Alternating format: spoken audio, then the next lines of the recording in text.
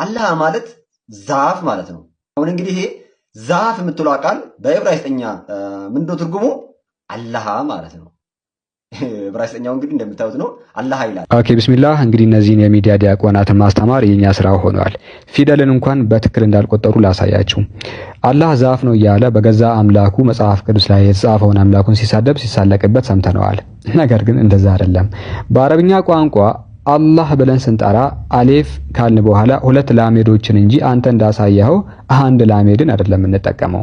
ስም ላይ ወይ የትኛውም ቃል ላይ አንድ ፊደል ከጎደለ መላ ትርጉሙን ያዛባል። ስለዚህ ከላይ ያመጣው ትራንስሌሽኑ ላይ በትክክል አልተቀመጠም፣ አላህም አይልም። ኦኬ አላህን ስንጠራ ሁለት ላሜዶችን በዚህኛው መንገድ እንጂ አንተ እንዳሳየኸው በአንዱ አይደለም አምላክን የምንጠራው ወይ ፕሮናውንስ የምናደርገው። ይሄንን ከቁርአን እናሳየን። እንግዲህ የዕብራይስጥ ቋንቋ የቁርአን ትርጉም ላይ ከፊት ለፊት ማየት ትችላላችሁ። በሱረቱል ፋቲሃ የመጀመሪያው ምዕራፍ ላይ ስንመለከት በአላህ ስም ብለን ስንጀምር አላህ የሚለውን ዙም አደርግላችኋለሁ። አሌፍ ላሜድና ሄን ያስቀመጠው።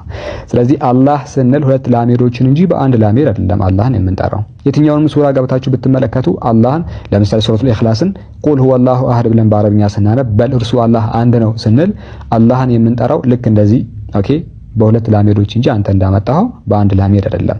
ስለዚህ በቃላት ላይ አንድ ፊደል የሚጎድል ከሆነ መላ ትርጉሙን ያዛባል። ቀለል ላድርግልህና አንድ ምሳሌ ልስጥህ፣ ከኔ ጋር በል። ለምሳሌ በእንግሊሹ መጽሐፍ ማለት ከፈለግን ኦኬ ተከተለኝ። ቢ ኦ ኦ ኬ ቡክ ማለትም መጽሐፍ ማለት ነው። ነገር ግን አንዱን ኦ ብትቀንስ ቦክ ይሆንና ትርጉም አልባ ይሆናል።